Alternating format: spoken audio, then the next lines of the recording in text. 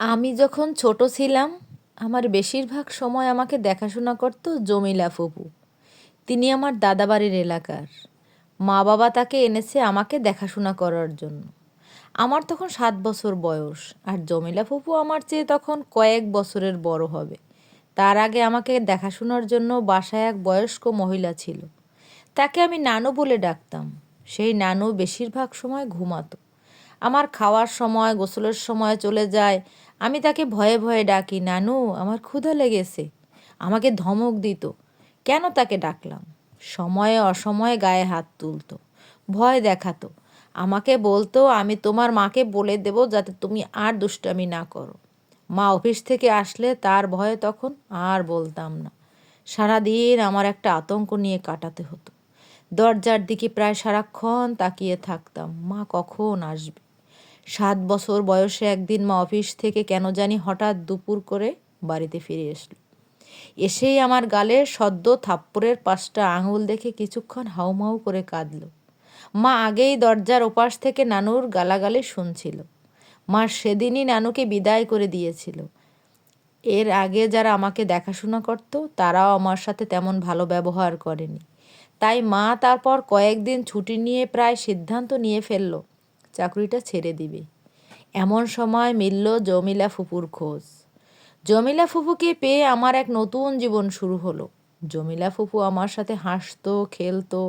জমিলা ফুপু আসার পর থেকে সারাদিন মাবিহীন আমার কিছু মনে হতো না। জমিলা ফুপু আসার পর থেকে আমি একটা স্বাভাবিক জীবনযাপন করতে লাগলাম। কয়েক বছর পর একদিন জমিলা ফুপুর মা জমিলা ফুপুকে বিয়ে দেওয়ার জন্য নিয়ে গেলেন। জমিলা ফুপু চলে যাওয়ার সময় মা আর আমি অনেক কেঁদেছি। সাথে জমিলা ফুপুও অনেক কেঁদেছে। সেদিন রাতে আমার প্রচণ্ড জ্বর আসলো।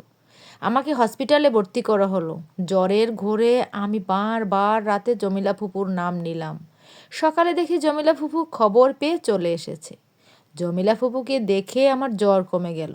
আমি জমিলা ফুপুকে জড়িয়ে ধরে বললাম, তোমাকে আর যেতে দিব না। জমিলা ফুপু সেদিন আমাকে রেখে আর যেতে পারেনি। আরও অনেক দিন থেকেছিল আমাদের বাসায়। জমিলা ফুপু একটা সুন্দর শৈশব আমাকে দিয়েছিল। সেই সাথে মা নিশ্চিন্তে চাকরিটা করতে পেরেছিল। জমিলা ফুপু বিয়ের পর মাঝে মাঝে আমাদের বাসায় বেড়াতে এসে সারাদিন থেকে চলে যেত। তারপর আস্তে আস্তে সময়ের সাথে সাথে সব কিছু ফিকে হয়ে যায়। কত বছর পর আজ জমিলা ফুপুর কাছে আমার মেয়ে বসে আছে। জমিলা ফুপু কি জানি বলে আর আমার মেয়ে 6 মাসের তাকিয়ে তাকিয়ে হাসে। গত কয়েকদিন ধরে আমি একটা বিষয়ে খুব টেনশনে ছিলাম। আমার ওয়াইফ উচ্চশিক্ষিত একজন নারী। বিয়ের আগে থেকে সে একটা ভালো জব করে। তাকে তার শিক্ষা চাকুরিতে আমি অনেক সম্মান করি। 7 দিন পর তার চাকুরিতে জয়েন করার কথা। আমি কোনোভাবে তাকে চাকুরিটা ছাড়তে বলতে পারি না। চাকুরি ছাড়তে বলা মানে তাকে একটা মানসিক যন্ত্রণায় ফেলা। সে নিজে ছাড়তে চাইলে অন্য কথা। ছোটবেলায় মা আমাকে রেখে অফিসে যেত। আমার খারাপ লাগতো।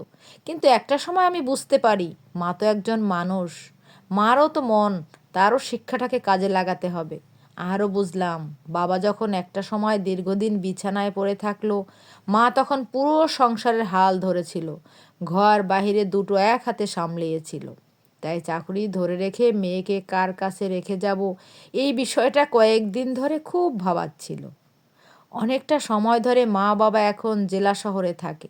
বাবা সব সময় অসুস্থ থাকে, চলাফেরা করতে পারে না। বাবা ঢাকা শহরে আসতে চায় না, তাই মা বাবাকে ফেলে আসতে পারে না। মা অনেক দিন ধরে লোক খুঁজতেছিল।